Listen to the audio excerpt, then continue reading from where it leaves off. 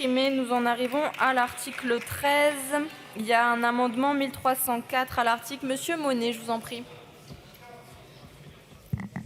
Merci Madame la Présidente. Juste après ça. Quelques secondes, Monsieur le Ministre. Nous, on considère que la dette sociale, ce n'est pas la sécurité sociale de le payer. Ce n'est pas sa vocation pour nous. C'est ça notre différence de point de vue. Ce n'est pas sa vocation. La sécurité sociale, ça sert à protéger les gens, ça ne sert pas à payer une dette.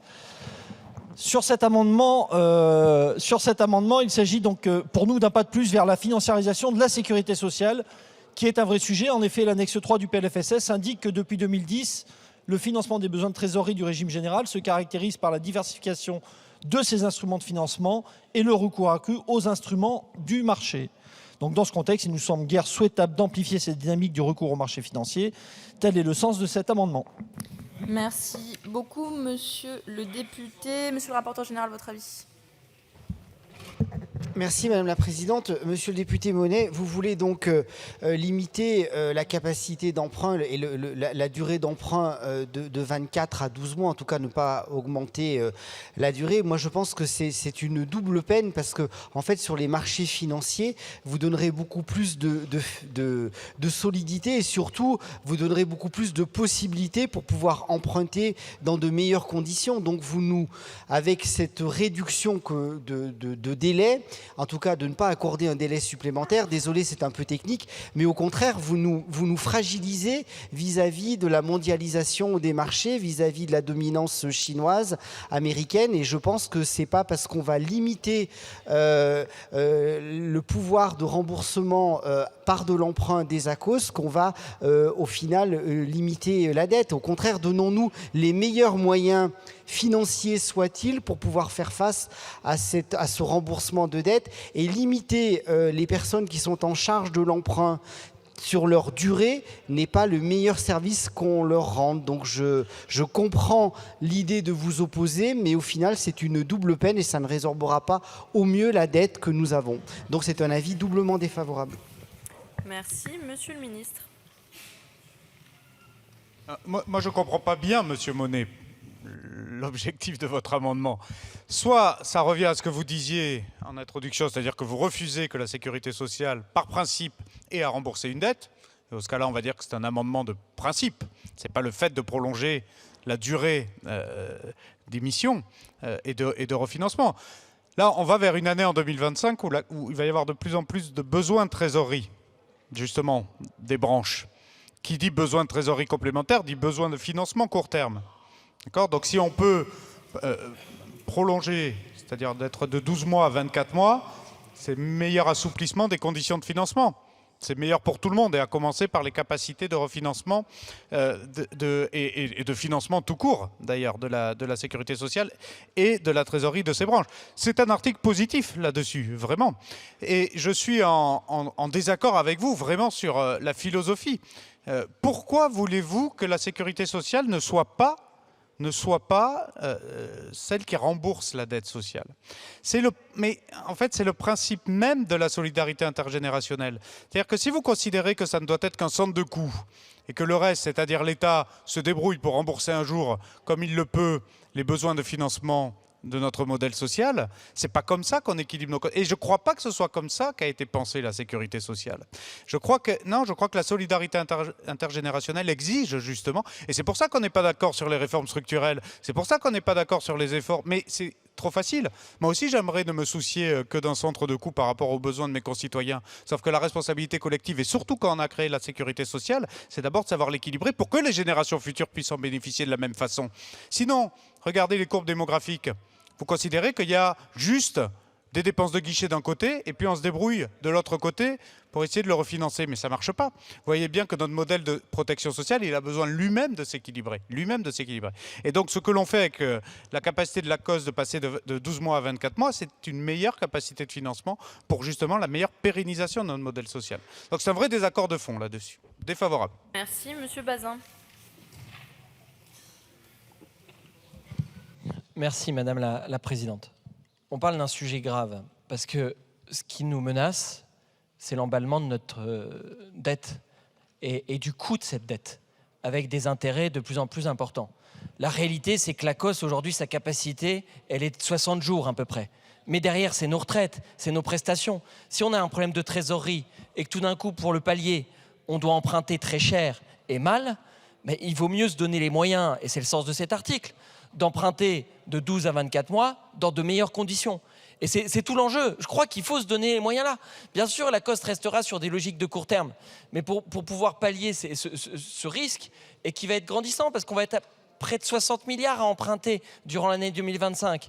C'est beaucoup plus que ce qu'on a connu ces dernières années. Donc là, il faut se donner les moyens d'emprunter le moins cher et le plus sécurisant pour notre système de protection sociale. Merci, Monsieur Woerth.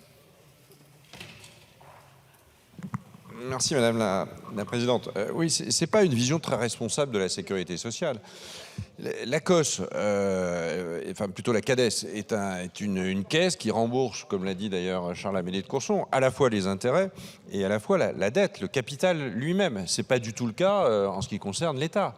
L'État rembourse ses intérêts, c'est la charge annuelle d'intérêts et réemprunte pour financer son fonctionnement en espérant que ce réemprunt est inférieur à l'accroissement du niveau de dette. Mais la CADES, elle montre qu'il y a une dette sociale et que cette dette sociale, elle doit être le plus rapidement possible remboursée par les générations qui sont les nôtres et par les générations futures. Donc vous voulez lui retirer ses moyens, c'est une drôle d'idée. Et en ce qui concerne la COS, c'est un sas entre la dépense, le financement de cette dépense, et puis in fine, le fait que ce soit la CADES qui la rembourse. Donc la COS, elle a besoin d'avoir accès au marché financier et d'avoir du temps pour le faire. Merci, Monsieur Woerth. Monsieur Monnet. Monsieur Woerth, c'est savoureux ce que vous dites, qu'on n'a pas une vision responsable de la sécurité sociale. Je vous rappelle que l'état de la sécurité sociale, c'est vous qui l'avez mise dans cet état-là. Et que les déficits aujourd'hui sont organisés par votre politique. Parce que la dette de la sécurité sociale, c'est une dette qui est organisée. Alors qu'après, on n'est pas la même conception de la sécurité sociale, sans aucun doute. C'est financé par la cotisation et ça repose sur le travail et sur les richesses créées par le travail. Mais en aucun cas, ça n'a vocation à financer des dettes. Mais ne venez pas nous faire des leçons de bonne gestion de la sécurité sociale quand même. C'est l'hôpital qui se fout de la charité, hein. Monsieur de Courson. Mes chers collègues, je voudrais tout d'abord une petite précision. Une bonne partie de notre système de protection sociale n'est plus financée par des cotisations sociales. Elle est financée à hauteur de 57 milliards, c'est bien le problème, par de la TVA et la CSG, qui n'est pas une cotisation sociale, c'est une imposition de toute nature, pour 120 milliards. Donc rien que ces deux blocs, on est déjà à 170 milliards. C'est énorme. Mais j'en reviens à l'article 13. Mes chers collègues, quelles que soient nos positions, votons quand même en faveur de l'article 13, puisque c'est ce qui permet aux différentes caisses de protection sociale de payer les prestations. Voilà. Alors on peut regretter que ça soit pour une partie très inférieure par rapport à celle de l'État, c'est vrai, mais qui soit à crédit et à des crédits court terme qu'on propose de monter jusqu'à 24 mois, mais la moyenne pondérée doit rester en dessous de 12 mois. Vous voyez, bon, il y en a quand même pour 78,79 milliards d'autorisation de plafond. C'est considérable. Merci beaucoup, Monsieur le rapporteur général. Merci Madame la Présidente. Je ne suis pas toujours d'accord avec Charles de Courson, mais je pense que les deux rapporteurs généraux doivent peut-être tenir ce discours de vérité. Je pense que tout le monde peut se faire plaisir en supprimant beaucoup de choses dans ce PLFSS.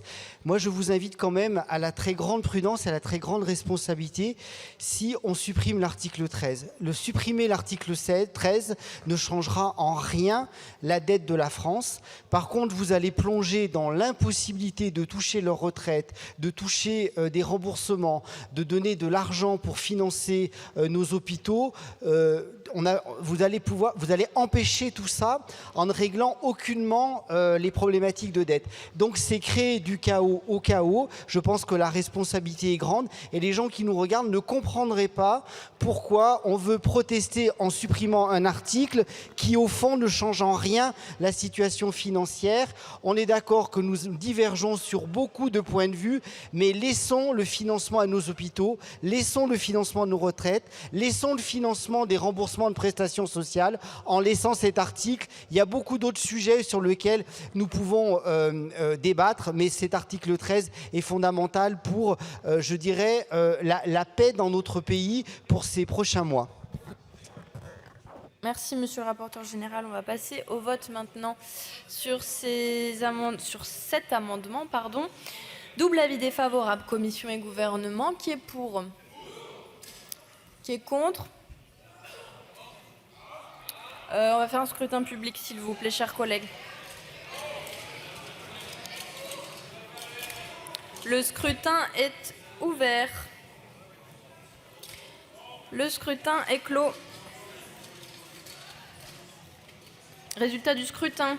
Votant 182, exprimé 128, majorité 65 pour, 68 contre 60. L'Assemblée nationale a donc adopté. Ça fait tomber le suivant, le 1565, qui était sur le 13. Et donc maintenant, on va voter le 13 ainsi sous-amendé. On va voter le 13 ainsi sous-amendé. Qui est pour? Qui est contre? C'était même avis, même vote, je présume. Donc, le 13 ainsi sous-amendé est adopté. On va faire une suspension de séance avant d'en arriver au 14 et annexe, une suspension de séance de 10 minutes.